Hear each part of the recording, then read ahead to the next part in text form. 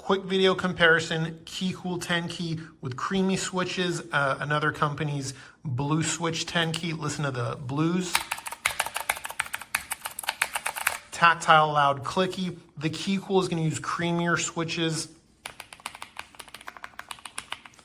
A lot more luxurious sounding, almost magnetic feeling, more linear, not tactile, but very positive engagement. Only downside, look at this, the board does flex as you press down on it. So that's unfortunate. At $30 or less, I can forgive it, but I just wanted to show you guys. That's the difference.